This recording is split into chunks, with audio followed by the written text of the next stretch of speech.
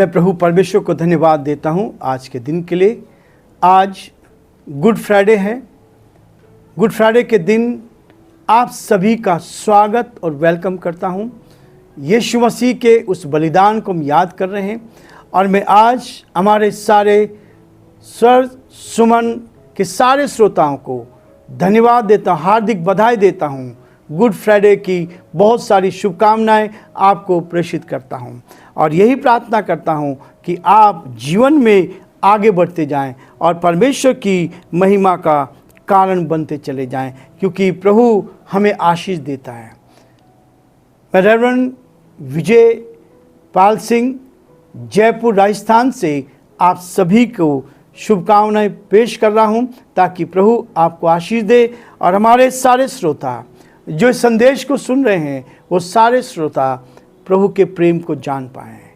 प्रियो, good Friday नाम जो दिया गया है, गुड का मतलब अच्छा, फ्राइडे, गुड फ्राइडे शुभ शुक्रवार, इस बात को दर्शाता है कि जो यीशु का बलिदान है वो शुभ होकर आया है। जो यीशु का बलिदान है वो आनंद लेकर आया है। जो यीशु का बलिदान है वो सारी दुनिया को मुक्ति देने के लिए आया है। इसलिए हम परमेश्वर के वचन में से जब जाएंगे, परमेश्वर का वचन कहता है, लूका उसका 23 अध्याय और उसके 34 पद को केवल मैं आपके सामने पढ़ूंगा। तब यीशु ने कहा, हे पिता, इन्हें क्षमा कर, क्योंकि नहीं जानते कि क्या कर रहे हैं। और उन्होंने चिट्ठियां डालकर उसके कपड़े बांट लिए। परमेश्वर अपने इस वचन के पढ़े और सुने जाने पर आशीष दे। प्रियो, आज इस संदेश को हम सुन रहे हैं, सारे हमारे श्रोतागण जो स्वर सुमन के श्रोता हैं, मैं आप सभी को दिल की गहराई से धन्यवाद देना चाहता हूं कि आज आप हमारे साथ जुड़े हैं। प्रभु आपको बहुत आशीष देगा। प्रभु का हाथ आपके साथ रहेगा। ये वचन जो आज है, गुड फ्राइडे, एक सुंदर संदेश मुझे और आपको देता है और इस बात का संदेश देता है कि वो इस बात को कहता है कि परमेश्वर की क्षमा का संदेश है। यीशु मसीह को रात भर लोगों ने कोड़े लगाए, जेल खाने में बंद किया गया है। प्रियो, ये मेरा सौभाग्य रहा कि इज़राइल में मैं गया, उस जगह यरूशलेम में जहां यीशु मसीह को उस कोठरी में थर्सडे के दिन रखा गया था, उस स्थान को देखने का मौका मुझे मिला और मैंने देखा कि यीशु ने कितना कष्ट सहा था, कितना कष्ट सहा था। ये कष्ट था, लेकिन उसके बावजूद भी जब क्रूस पर उसको लटकाया गया, आज क्रूस पर से उसने 7 वाणियां कही। क्रूस पर से 7 वाणी, और पहली वाणी थी, हे पिता, इन्हें क्षमा कर, क्योंकि नहीं जानते कि क्या करते हैं। परमेश्वर ने एक संदेश दिया कि क्षमा का संदेश सारी दुनिया के लिए है। इसी संदेश को प्रचार करने के लिए यीशु मसीह ने अपने शिष्यों को नियुक्त किया था ताकि वो संदेश को लोगों तक पहुंचा पाए। प्रियो, परमेश्वर का वचन है, परमेश्वर की क्षमा जो है सर्वोपरि है। ये क्षमा की भावना मेरे और आपके अंदर भी होनी चाहिए। जब आज इस शुक्रवार को हम परमेश्वर की वाणी को सुन रहे हैं, आज इस गुड फ्राइडे को मना रहे हैं, तो यहाँ मुझे क्षमा की भावना मेरे और आपके अंदर आनी चाहिए। हमारे सारे भाई जो चाहे किसी भी धर्म को मानने वाले हैं, ये संदेश सबके लिए है कि हम एक दूसरे को क्षमा करने वाले बन जाएं। और जब आप क्षमा करने वाले बन जाएंगे, तब क्या होगा? परमेश्वर आपको ग्रहण करेगा और आप क्या करेंगे? जीवन में आगे बढ़ते जाएंगे। हमारी जो प्राथमिकता है पापी को क्षमा करने की है।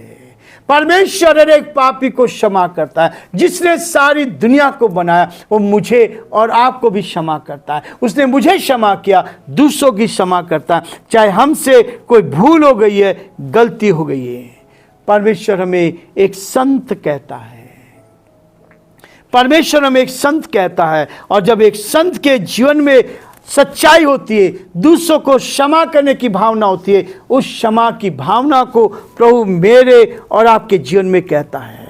दूसरी वाणी थी, मैं तुमसे सच सच कहता हूं कि तो मेरे साथ आज इस स्वर्गलोक में होगा। एक डाकू जो क्रूस पर लटकाया गया था, एक दाहिने था, एक बाएं था। देखिए प्रभु यीशु मसीह का वो प्यार जो उस अंतिम समय तक जब उसके प्राण जाने वाले थे, इससे पहले कि वो अपने शरीर में से कष्ट सहते हुए अपने आप को पिता के हाथ में सौंप सके, तब उसने कहा, उस डाकू ने क्या किया? एक डाकू ने कहा, तू हमें भी बचा ले, अपने आप को बचा। दूसरे डाकू ने कहा कि नहीं, हम तो अपने गुनाह की सजा पा रहे हैं, लेकिन इसने तो कोई गुनाह नहीं किया था और इसको सजा दी जा रही है। इसलिए प्यारो, आज प्रभु कहता है, इस बात को कहता है कि आज ही तू मेरे साथ स्वर्गलोक में होगा।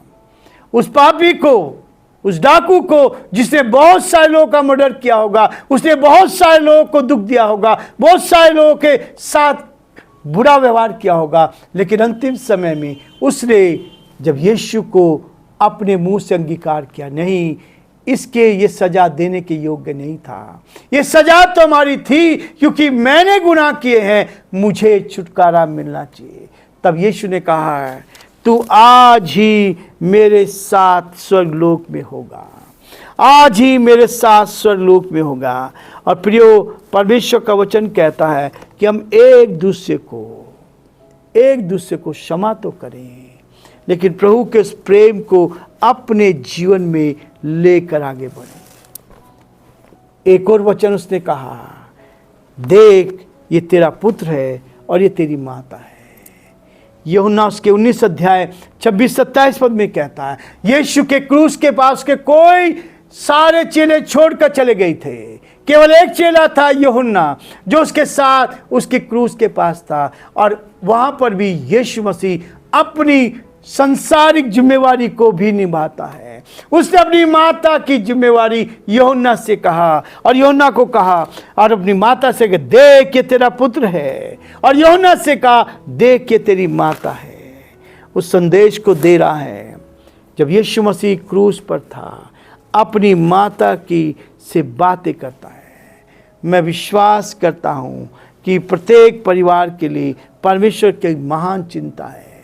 प्रभु यीशु ने हर एक के लिए वो संदेश दिया है ताकि हर लोग इस बात को जान पाए, हम अपने परिवार की जिम्मेवारी को निभा सके। एक और संगति, महान सहभागिता, कहता है, हे मेरे परमेश्वर, हे मेरे परमेश्वर, तूने मुझे क्यों छोड़ दिया। चौथा संदेश था, हे मेरे परमेश्वर, हे मेरे परमेश्वर, तूने मुझे क्यों छोड़ दिया। परमेश्वर की उपस्थिति हम हर समय उसको महसूस करते हैं, उसको महसूस करते हैं, परमेश्वर की सहभागिता को। उसके बाद 5वां वचन था, हे मैं प्यासा हूँ। जब क्रूस के ऊपर था, मसीह क्रूस पर भी कह रहा है, मैं प्यासा हूं। उसकी प्यास जो थी, मसीह प्यासा हुआ कि वह फिर कभी प्यासे ना हो पाए।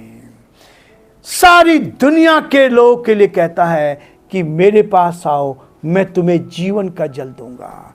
मसीह की प्यास थी कि वो कभी प्यासे ना हो। वह हमारे लिए घायल किया गया और हमारे लिए ही उसका लहू बहाया गया।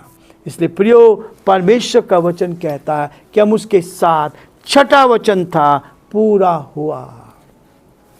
छठा वचन था जो यूहन्ना उसके 19 अध्याय 30 पद में कहता है, पूरा हुआ।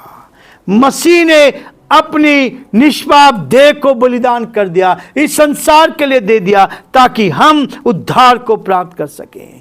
यहूदियों ने उसको क्रूस पर चढ़ाया था, लेकिन प्रियो, आज उद्धार का है। उद्धार हमें एक दान के रूप में प्राप्त हुआ है, मोक्ष हमें एक दान के रूप में प्राप्त हुआ है जो यीशु मसीह मुझे और आपको देता है। अंतिम वचन था 7वां वचन, हे पिता, मैं अपनी आत्मा तेरे हाथों में सौंपता हूँ। पूरा हुआ।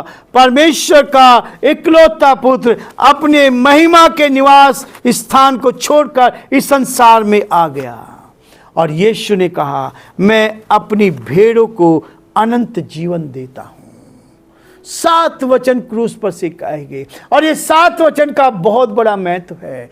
प्रियो, वो क्षमा की बात करता है। प्रियो, वो कहता है मैं प्यासा हूं, आज भी वो प्यासा है, लोग उसको नहीं जान पा रहे। परमेश्वर का वचन कहता है हे पिता, मैं अपनी आत्मा तेरे हाथों में सौंपता हूं। वह हमें ठोकर खाने से बचाता है, वो हमें ठोकर खाने से बचाता है, और न केवल ठोकर खाने से बचाता है परंतु वो हमें क्या करता है, अपनी निकटता में रखता है, अपनी महिमा की भरपूरी के सामने मगन और निर्दोष करके खड़ा करता है।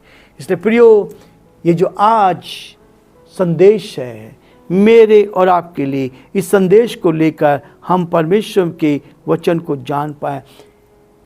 यीशु का संदेश गुड फ्राइडे को इस बात को देता है कि हम परमेश्वर के साथ आशीष को प्राप्त कर सकें। हम प्रार्थना करेंगे ताकि हम सारे श्रोताओं के लिए, जो स्वर सुमन के श्रोता हैं, और ये संदेश उन सभी तक पहुंचा पाएं ताकि आप आशीष को पा सकें। हम प्रार्थना करेंगे। हमारे जीवते और सच्चे विश्वास के योग्य परमेश्वर, हमारा हृदय आपके प्रति धन्यवाद से भरा है। प्रभु, आज का दिन आपने में दिया कि शुक्रवार के दिन प्यारे परमेश्वर आपकी तारीफ कर सकें। ये गुड फ्राइडे का दिन आपके द्वारा हमें मिला है प्रभु जी, ताकि हम इस पर्व में आनंद मना सकें, एक दूसरे को बधाई दे सकें। लोग उदास होते हैं, लेकिन परमेश्वर आप नहीं चाहते कि आपके लोग उदास हो, आप नहीं चाहते कि आपके लोग उदासी में रहे। आप हमें आनंदित करना चाहते हैं, हम खुशहाल होना चाहते हैं ताकि बहुतों के लिए आशीष का कारण बन सके। आपने मेरे लिए अपने प्राणों को दिया, इस दुनिया के लिए अपने प्राणों को दिया, ताकि परमेश्वर जो कुछ में विश्वास करे वो नाश ना हो परंतु अनंत काल का जीवन पाए। हम पिता परमेश्वर आपको धन्यवाद देते हैं इस बड़े कार्य के लिए। हमारे सारे श्रोताओं को जो प्रभु जी आज इस संदेश को सुन रहे हैं, गुड फ्राइडे के दिन पिता परमेश्वर वो उस आनंद को प्राप्त करे, उस खुशी को प्राप्त करे और बहुतों के लिए आशीष का आनंद का कारण बन सके। सारी महिमा हम आपको देते हुए इस प्रार्थना को अपने प्रभु, अपने उद्धारकर्ता यीशु मसीह के नाम से मांगते हैं, आमीन।